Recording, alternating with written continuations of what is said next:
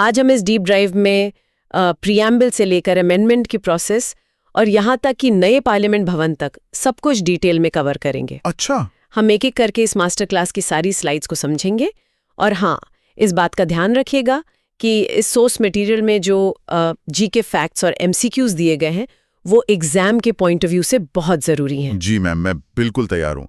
तो चलिए इस डीप डाइव को शुरू करते हैं। यहाँ पार्लियामेंट के 3D विजुअल के सामने एक खुली हुई लॉ की बुक और एक पेन दिखाई दे रहा है। ये कानून और इतिहास को दर्शाता है।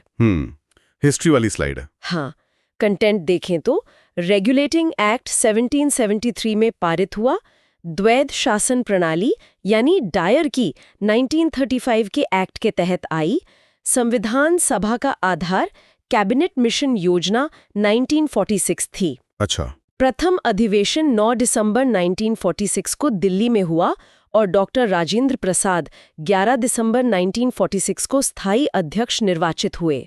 मैम, मेरा एक डाउट है यहाँ कैबिनेट मिशन योजना 1946 लिखा है, तो क्या यही संविधान सभा बनाने का मेन बेस थी? हाँ, मैं पीडीएफ से कंफर्म कर सकती हूँ कि स्लाइड पर साफ लिखा है कि संविधान सभा का आधार कैबिनेट मिशन योजना 1946 ही था। Okay, got it. मैम, इस रेड एग्जाम अलर्ट बॉक्स में क्या ध्यान रखना है? यहाँ जीके फैक्ट है कि प्रारूप समिति के अध्यक्ष डॉक्टर भीमराव अंबेडकर थे, जिन्हें संविधान का जनक माना जाता है। Right, father of the constitution. जी, अब एमसीक्यूज देखते हैं। Q1, रेगुलेटिंग एक्ट कब पारित किया गया? आंस बी 1773। Q2, भारतीय संविधान के जनक कौन माने जाते हैं? आंस सी डॉक्टर भीमराव अंबेडकर। सही। अब हम नेक्स्ट स्लाइड देखते हैं, जिसमें प्रस्तावना और स्रोत यानी सोर्सेज हैं। विजुअल कैसा है इसका? स्लाइड पर एक बड़ा सा ग्लोब दिख रहा है और उसके पास एक डॉक्यूमेंट है जिस पर हम भारत के लोग लिखा है। ये ग्लोबल सोर्सेज और प्रीएम्बल का प्रतीक है। ओह, अच्छा। अगर पीडीएफ पॉइंट्स देखें तो प्रस्तावना को संविधान की आत्मा कहा जाता है। इसमें एकमात्र संशोधन 42वें संशोधन 1976 के तहत हुआ। स्रोत की बात करें तो अमेरिका से मौलिक अधिकार, ब्रिटेन से संसदीय व्यवस्था और जर्मनी के वाइमार संविधान से आपातकालीन शक्तियां ली गई हैं। मैम, एक डाउट है। इसमें लिखा है एकमात्र संशोधन। क्या प्रीएम्बल में सच में सिर्फ एक ही बार अमेंडमेंट हुआ है? पीडीएफ और इस स्लाइड के अकॉर्डिंग बिल्कुल। प्रस्तावना में अब तक एकमात्र संशोधन 42वें संशोधन 1976 के तहत ही किया गया है। अच्छा। मैम, इस रेड एग्जाम अलर्ट बॉक्स में क्या इंपॉर्टेंट है एग्जाम के लिए? इसमें जीके फैक्ट दिया है कि नीति निदेशक तत्व यानी डीपीएसपी आयरलैंड से और संविधान संशोधन प्रक्रिया दक्षिण अफ्रीका से ली गई है। राइट। इसके एमसीक्यूज हैं। Q1, भारतीय संविधान की आत्मा किसे कहा जाता है? आंस बी प्रस्तावना। Q2, नीति निदेशक तत्वों की संकल्पना किस देश से ली गई है? आंस बी आयरलैंड। सही है। चलो अब अगली स्लाइड की तरफ बढ़ते हैं। ओके। यहाँ एक फाइल या फोल्डर का 3D आइकॉन दिख रहा है जिसमें अलग अलग रंग के डॉक्यूमेंट्स हैं। ये संविधान के भाग और अनुसूचियों यानी पार्ट्स एंड शेड्यूल्स को दर्शाते हैं। अच्छा, स्ट्रक्चर की बात हो रही है। जी, पीडीएफ बता रही है कि भाग 2 नागरिकता यानी सिटीजनशिप से जुड़ा है, भाग 3 में मूल अधिकार है, 8वीं अनुसूची में 22 राजभाषाओं को मान्यता दी गई है। और 10वीं अनुसूची दल बदल विरोधी कानून यानी एंटी डिफेक्शन से जुड़ी है। मूल संविधान में 395 अनुच्छेद और 8 अनुसूचियां थीं, पर वर्तमान में 470 प्लस अनुच्छेद और 12 अनुसूचियां हैं। मैम, पहले 8 अनुसूचियां थीं और अब 12 हो गई हैं। स्लाइड में जो 10वीं अनुसूची दी है उसका एग्जैक्टली क्या काम है? स्लाइड से देखकर मैं बता सकती हूँ कि 10वीं अनुसूची का काम दल बदल विरोधी कानून को लागू करना है। ओह, एंटी डिफेक्शन, समझ गया। मैम, इस स्लाइड के एग्जाम अलर्ट बॉक्स में क्या जरूरी पॉइंट्स हैं? जीके फैक्ट है कि भाग 20 में अनुच्छेद 368 के तहत संविधान संशोधन की प्रक्रिया दी गई है। एमसीक्यूज पढ़ती हूँ। Q1, भारतीय संविधान में वर्तमान में कुल कितनी अनुसूचियां हैं? आंस सी 12। Q2, दल बदल विरोधी कानून किस अनुसूची से संबंधित है? आंस सी 10वीं। सही। चलो अब अगली स्लाइड देखते हैं जिसमें संघ और नागरिकता की बात है। जी। यहाँ भारत का एक 3D मैप है और साथ में एक इंडियन पासपोर्ट दिख रहा है जो नागरिकता को दर्शाता है। Passport, right. पॉइंट समझाती हूँ। अनुच्छेद 1 कहता है कि भारत राज्यों का संघ है। वर्तमान में 28 राज्य और 8 केंद्र शासित प्रदेश हैं। अच्छा। प्रथम भाषाई राज्य आंध्र प्रदेश था जो 1953 में गठित हुआ। नागरिकता का प्रकार एकल यानी सिंगल है, जो इंग्लैंड से प्रेरित है, और लगातार 7 वर्ष विदेश में रहने पर नागरिकता समाप्त हो जाती है। मैम, एक डाउट, नागरिकता समाप्त होने का क्या रूल लिखा है इसमें? पीडीएफ के अकॉर्डिंग अगर कोई लगातार 7 वर्ष विदेश में रहता है तो उसकी नागरिकता समाप्त हो जाती है। अच्छा, 7 साल। मैम, इस रेड एग्जाम अलर्ट बॉक्स में क्या इंपॉर्टेंट है? इसका जीके फैक्ट है कि सिक्किम को वर्ष 1975 में भारतीय संघ के पूर्ण राज्य का दर्जा प्राप्त हुआ था।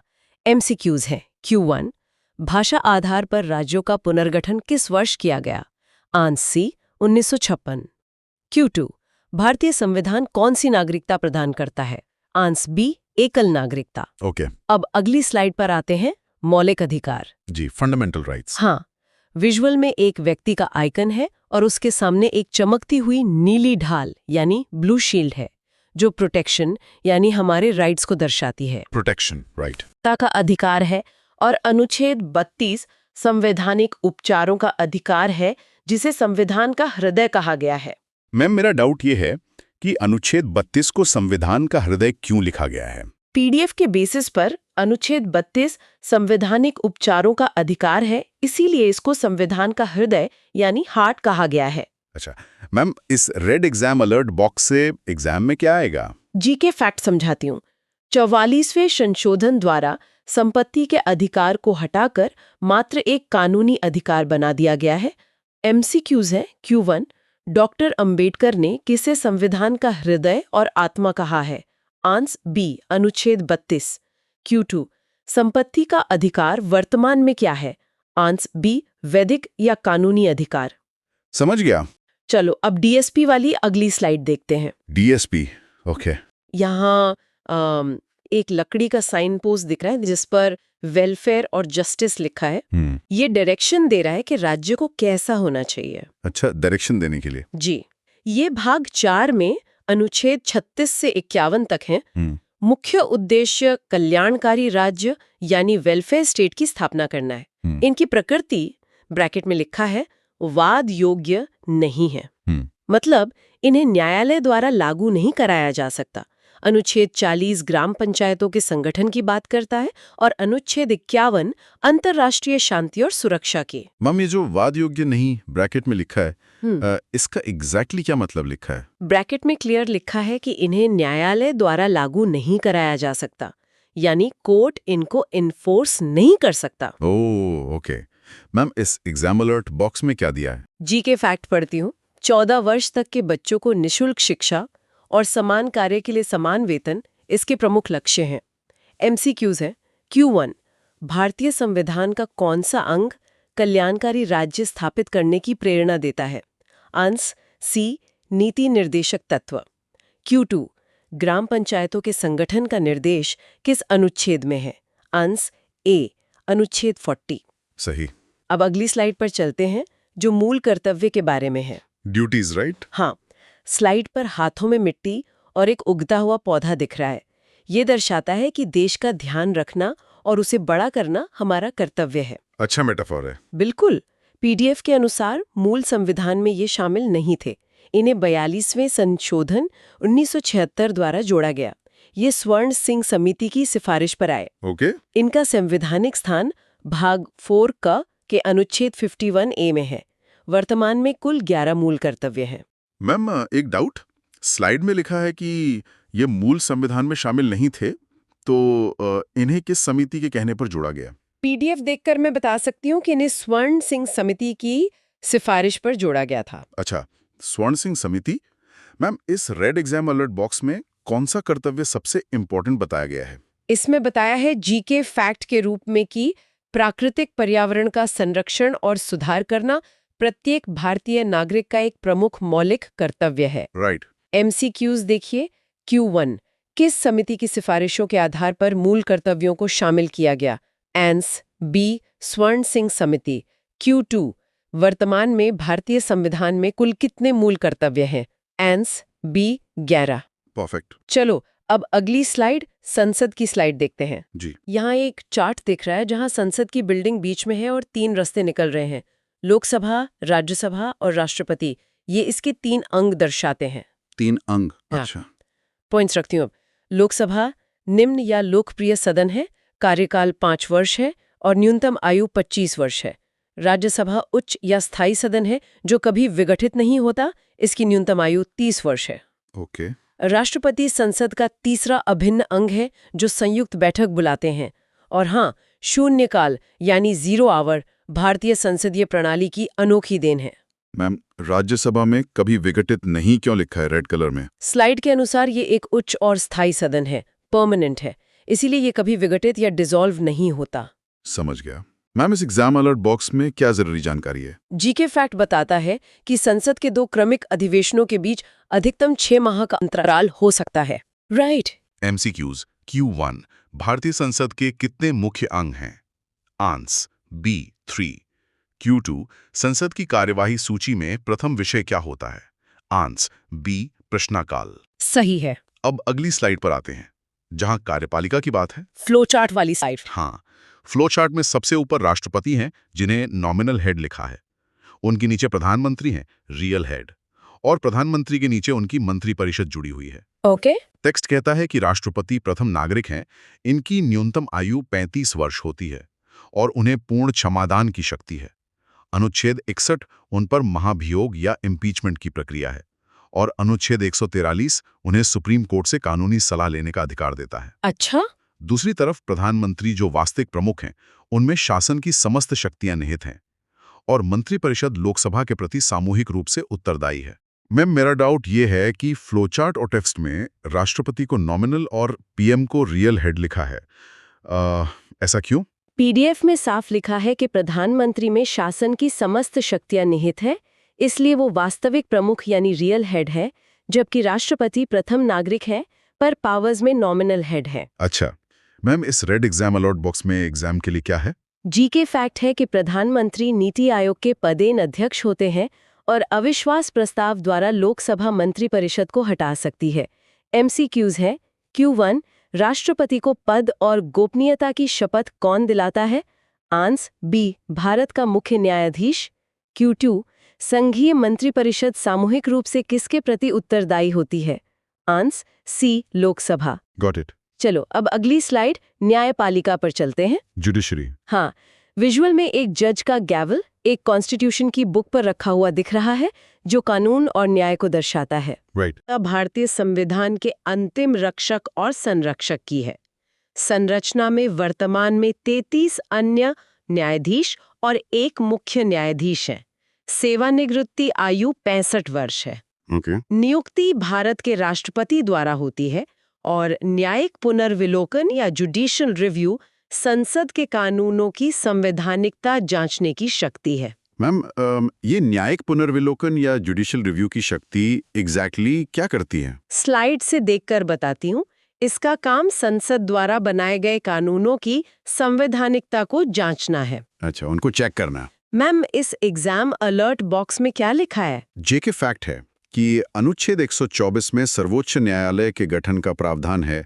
भारत में ये एक स्वतंत्र और एकीकृत संस्था है। MCQs पढ़ती हूँ। Q1 संविधान के किस भाग में संघीय न्यायपालिका का उल्लेख है? आंसर B भाग 5। Q2 सर्वोच्च न्यायालय के न्यायाधीशों की सेवानिवृत्ति की आयु क्या है? आंसर B 65 वर्ष। सही है। अब अगली स्लाइड देखते हैं। राज्य की कार्यपालिका, स्टेट लेवल। जी, यहाँ एक स्टेट लेजिस्लेटिव बिल्डिंग का 3D विजुअल है और साथ में एक फाउंटेन पेन रखी है जो कानून बनने की प्रक्रिया दिखाती है। अच्छा। कंटेंट देखें तो राज्यपाल संवैधानिक प्रमुख होता है जिसकी नियुक्ति राष्ट्रपति करते हैं। मुख्यमंत्री वास्तविक प्रमुख और राज्य की कार्यपालिका का वास्तविक संचालक होता है। राइट। अनुच्छेद 356 के तहत राज्यपाल की सिफारिश पर राज्य में राष्ट्रपति शासन लगता है। वित्तीय शक्ति की बात करें तो राज्यपाल का वेतन राज्य की संचित निधि से मिलता है। मैम, अगर राज्य में राष्ट्रपति शासन लगना हो जी? तो स्लाइड के अनुसार किसकी सिफारिश चाहिए? अनुच्छेद 356 के मुताबिक राष्ट्रपति शासन राज्यपाल की सिफारिश पर लगता है। राज्यपाल की? मैम, इस रेड एग्जाम अलर्ट बॉक्स में किसकी कोट दी हुई है? जीके फैक्ट पढ़ती हूँ। भारत की प्रथम महिला राज्यपाल सरोजनी नायडू थीं, जिन्होंने राज्यपाल को सोने के पिंजरे में निवास करने वाली चिड़िया कहा था। सही बात है। MCQs Q1 राज्य स्तर पर मंत्री परिषद के मंत्रियों की नियुक्ति कौन करता है? आंस B राज्यपाल। Q2 भारत की प्रथम महिला मुख्यमंत्री कौन थीं? आंस A सुचेता कृपलानी। ओके। चलो अब अगली स्लाइड पर आते हैं। पंचायती राज। जी। एक बहुत बड़ा और घना बरगद का पेड़ है, जिसके नीचे एक राउंड टेबल और बहुत सारी चेयर्स हैं। ये गांव की पंचायत की बैठक का प्रतीक है। विजुअल काफी रिलेटेबल है। हाँ, इसका मुख्य उद्देश्य लोकतांत्रिक शक्ति का जमीनी स्तर पर विकेंद्रीकरण करना है। इसे संवैधानिक दर्जा 73वें संशोधन द्वारा मिला। ओके। संरचना बलवंत राय मेहता समिति द्वारा त्रिस्तरीय व्यवस्था पर आधारित है। ऐतिहासिक शुरुआत 2 अक्टूबर 1959 को नागौर, राजस्थान से हुई और महिलाओं के लिए 1/3 पद आरक्षित हैं। मैम, एक डाउट, स्लाइड में महिलाओं के लिए कितना आरक्षण बताया गया है? स्लाइड पर साफ लिखा है महिलाओं के लिए 1/3 यानी 1/3 पद आरक्षित है। अच्छा मैम, इस एग्जाम अलर्ट बॉक्स में father of local self government किसे बताया गया है? जीके फैक्ट में दिया है कि लॉर्ड रिपन को भारत में सही मायने में स्थानीय स्वशासन का जनक माना जाता है। MCQs देखते हैं। Q1 भारतीय संविधान के किस भाग में पंचायती राज का प्रावधान है? आंस B भाग 9। Q2 73वें संशोधन द्वारा महिलाओं के लिए कितने पद आरक्षित किए गए हैं? आंस C 1/3। सही है। अब अगली स्लाइड देखते हैं। निर्वाचन आयोग, इलेक्शन कमीशन। जी। यहाँ विजुअल में एक तरफ EVM दिख रही है और दूसरी तरफ एक अमेंडेड स्टैंप लगा हुआ डॉक्यूमेंट है। राइट। PDF बता रही है कि निर्वाचन आयोग अनुच्छेद 324 के अंतर्गत स्थापित है। कुछ संशोधन है, जैसे 42वां संशोधन, इसे लघु संविधान कहा जाता है। 52वें संशोधन से दल बदल विरोधी कानून लागू हुआ। अच्छा। 61वां संशोधन 1989 ने मतदान की आयु 21 वर्ष से घटाकर 18 वर्ष की और EVM का प्रयोग प्रथम बार 1997 के उपचुनावों में हुआ। मैम, ये मतदान की आयु 21 से 18 वर्ष किस संशोधन के तहत की गई थी? PDF से कंफर्म करके बताती हूँ। स्लाइड पर क्लियरली लिखा है कि 61वां संशोधन 1989 द्वारा मतदान की आयु 18 वर्ष की गई थी। ओके। मैम, इस रेड एग्जाम अलर्ट बॉक्स में क्या फैक्ट्स हैं? जीके फैक्ट है कि भारत में प्रथम आम चुनाव 1951-52 में हुए थे। मुख्य निर्वाचन आयुक्त की नियुक्ति राष्ट्रपति द्वारा की जाती है। MCQs है। Q1 भारत में मतदान की न्यूनतम आयु सीमा 18 वर्ष कब की गई? आंस B 1989। Q2 किस संवैधानिक संशोधन को लघु संविधान कहा जाता है? आंस A 42वें संशोधन। समझ गया। चलो अब हलौली आखिरी स्लाइड पर आते हैं। नया संसद भवन। जी। स्लाइड पर नई पार्लियामेंट की चमकती हुई ट्रायंगुलर बिल्डिंग का सुंदर 3D विजुअल दिख रहा है, जिसके पीछे सूरज की किरणें निकल रही हैं। बड़ा सुंदर विजुअल है। हाँ, पॉइंट्स में है कि ये प्रोजेक्ट सेंट्रल विस्टा पुनर्विकास परियोजना है। इसका आकार अत्याधुनिक त्रिभुजाकार संरचना है, जो 4 मंजिला है। उद्घाटन 28 मई 2023 को प्रधानमंत्री द्वारा हुआ। ओके। क्षमता देखें तो लोकसभा कक्ष में 888 सदस्यों की व्यवस्था है और इसके मुख्य आर्किटेक्ट विमल पटेल द्वारा डिजाइन किया गया है। मैम, ये नई बिल्डिंग का आकार स्लाइड में ठीक से कैसा बताया गया है? स्लाइड में इसे अत्याधुनिक त्रिभुजाकार संरचना यानी ट्रायंगुलर बताया गया है। ओ, ट्रायंगुलर। हाँ। मैम, इस आखिरी स्लाइड के एग्जाम अलर्ट बॉक्स में क्या इंपॉर्टेंट कंक्लूजन है? जीके फैक्ट में बताया है कि निर्माण टाटा प्रोजेक्ट्स लिमिटेड द्वारा किया गया और 1773 से 2023 तक का सफर सिद्ध करता है कि हमारा संविधान एक जीवंत दस्तावेज यानी लिविंग डॉक्यूमेंट है। MCQs Q1 भारत के नए संसद भवन का आकार कैसा है? आंस C त्रिकोणाकार। Q2 नए संसद भवन के संयुक्त सत्र में कुल कितने सदस्य बैठ सकते हैं? आंस C 1272। सही। बहुत बढ़िया। आज आप